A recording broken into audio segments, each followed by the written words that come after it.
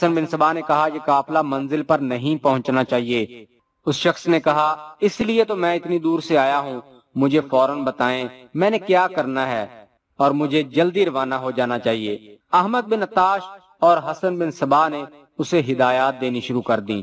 اس کے بعد یہ شخص گھوڑے پر سوار قلعے سے اس طرح نکلا کہ کسی نے اس کی طرف دیکھا بھی نہیں کہ یہ کون ہے اور کہاں جا رہا ہے۔ شہر سے کچھ دور جا کر اس نے گھوڑے کو ایڑ لگا دی اور دیکھتے ہی دیکھتے سرسبز ٹیکریوں اور جنگل میں غائب ہو گیا۔ اس کے جانے کے فوراً بعد احمد بن عطاش نے اپنے دو خاص مصاحبین کو بلایا اور انہیں کچھ ہدایات دیں۔ دونوں بڑی تیزی سے چلے گئے۔ پہلے تو وہ شادر میں کچھ لوگوں سے ملے اور پھر دیہات میں نکل گئے۔ اسی شام کو سورج غروب ہونے کے بعد شادر سے 7-8 میل دور کم و بیش 50 گھوڑ سوار اکٹھے ہو گئے۔ انہوں نے احمد بن عطاش کی ہدایت کے مطابق اپنا ایک امیر یا کمانڈر مقرر کر لیا اور اس طرف چل پڑے جس طرف سے قافلے نے گزرنا تھا۔ انہیں راستہ وغیرہ سمجھا دیا گیا تھا۔ ان کے سامنے 2-2.5 دنوں کی مسافت تھی۔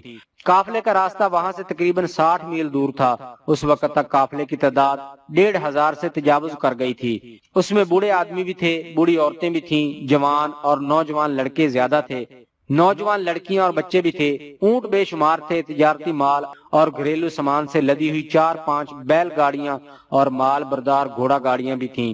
قافلہ ایک پڑاؤ سے صبح چلا۔ ابھی چند میل ہی طے کیے ہوں گے کہ قافلے کے آگے آگے جانے والے رک گئے اور انہوں نے بڑی بلند آواز سے اعلان کرنا شروع کر دیا، ڈاکو ڈاکو ڈاکو آ گئے ہیں، ہوشیار ہو جاؤ، ڈاکو آ چکے ہیں، ہوشیار ہو جاؤ جوانوں۔ قافلے کی لمبائی 1 میل سے کہیں زیادہ تھی۔ اعلان کئی بار دہرایا گیا۔ اس کے جواب میں قافلے میں جتنے بھی جوان لڑکے، جوان اور ادھیڑ عمر آدمی تھے تلواریں اور برچھیاں تان کر ایسی ترتیب میں ہو گئے کہ قافلے کو محاصرے میں لے لیا۔ تب پتہ چلا کہ قافلے میں کئی ایک ایسے لوگ ہیں جن کے پاس کمانیں اور تیروں سے بھری ہوئی ترکشیں ہیں۔ اعلان ہوا کہ لڑکیوں اور بچیوں کو درمیان میں کر لو، کچھ آدمی لڑکیوں کے ساتھ رہیں۔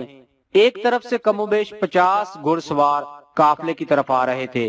ان کے آنے کا انداز ایسا تھا جیسے وہ حملہ کرنے نہیں آ رہے۔ ان کے پاس تلواریں تھیں لیکن تلواریں نیاموں میں تھیں، بعض کے پاس برچھیاں تھیں اور کچھ ایسے تھے جن کے پاس جنگی کلہاڑے تھے۔ گھوڑوں کی رفتار حملے والی یا ہلہ بولنے والی نہیں تھی۔ وہ جب قریب آئے تو ان کے آگے آگے 2 سوار تھے۔ ان دونوں نے ہاتھ اوپر کر کے لہرائے جو ایک پرامن اشارہ تھا۔ قافلے میں جو تیر انداز تھے وہ ایک صف میں کھڑے ہو گئے اور کمانوں میں ایک ایک تیر ڈال دیا۔ آنے والے ایک سوار نے کہا ہم دوست ہیں، ہمیں دشمن نہ سمجھو۔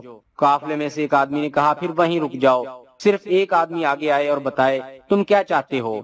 ہمارے تیر اندازوں کو، تیغ زنوں کو اور برچھی والوں کو دیکھ لو، تم اتنے تھوڑے ہو کہ تھوڑی سی دیر میں تم اپنے خون میں ڈوب جاؤ گے اور تمہارے گھوڑے اور ہتھیار ہمارے پاس ہوں گے۔ ان مشکوک گھڑ سواروں کے آگے آگے آنے والے 2 سواروں نے پیچھے مڑ کر اپنے ہاتھ اٹھائے جو اشارہ تھا کہ باقی سوار پیچھے ہی رک جائیں۔ تمام سوار رک گئے اور یہ دونوں سوار قافلے کے قریب آ گئے۔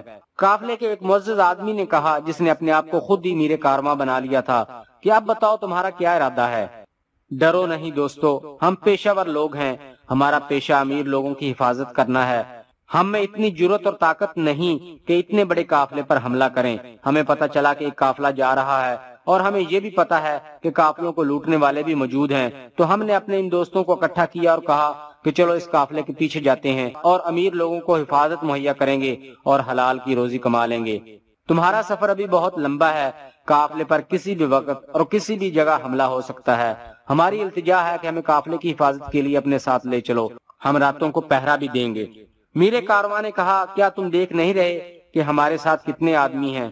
کیا تم انہیں اپنی حفاظت خود کرنے کے قابل نہیں سمجھتے؟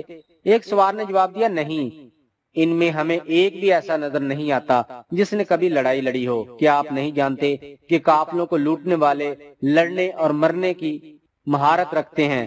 تمہارے ان آدمیوں نے جب اپنے ساتھیوں کے جسموں سے خون کے فوارے پھوٹتے دیکھے تو یہ سب بھاگ جائیں گے۔ ہمیں اپنے محافظ بنا کر اپنے ساتھ لے چلیں، ہم اتنی زیادہ اجرت نہیں مانگیں گے جو تم دے ہی نہ سکو۔ تم میں بڑے بڑے امیر تاجر بھی ہیں، جوان لڑکیوں کے باپ بھی ہیں، پھر آپ کے ساتھ ساتھ چھوٹے بچے بھی ہیں۔ آپ سب مل جل کر ہمیں اتنی سی اجرت تو دے ہی سکتے ہو جس سے کچھ دن ہمارے بچے بھی روٹی کھا لیں گے۔ اتنے میں دوسرا سوار بولا، اس نے کہا ایک بات میں بھی کہوں گا، اگر آپ ہمیں حلال روزی مہیا نہیں کریں گے اور ہمیں کہیں سے بھی روزی نہیں ملے گی تو ایک روز ہم بھی راہزنی شروع کر دیں گے اور قافلوں کو لوٹنے کا گروہ بنا لیں گے۔ ایک بزرگ نے آگے آ کر کہا روزی دینے والا خدا ہے، میرے ہم سفروں، معلوم ہوتا ہے خدا نے ان کی روزی ہمارے ذمہ کر دی ہے۔ نہ جانے یہ بیچارے کتنی دور سے ہمارے پیچھے آئے ہیں اور یہ حلال روزی کے پیچھے آئے ہیں۔ انہیں مایوس نہ کرو اور ان کے ساتھ اجرت طے کر لو۔ انہیں ساتھ لے لینے سے ہماری حفاظتی طاقت میں اضافہ ہو جائے گا۔ ان سے بات کر لو۔ ان سے اجرت پوچھی گئی جو انہوں نے بتائی اور ان کے ساتھ سودا طے کر لیا گیا۔ ان محافظ سواروں نے دو شرطیں پیش کی، ایک یہ کہ انہیں اجرت پیشگی دے دی جائے اور دوسری یہ کہ ان کا کھانا پینا قافلے کے ذمہ ہوگا۔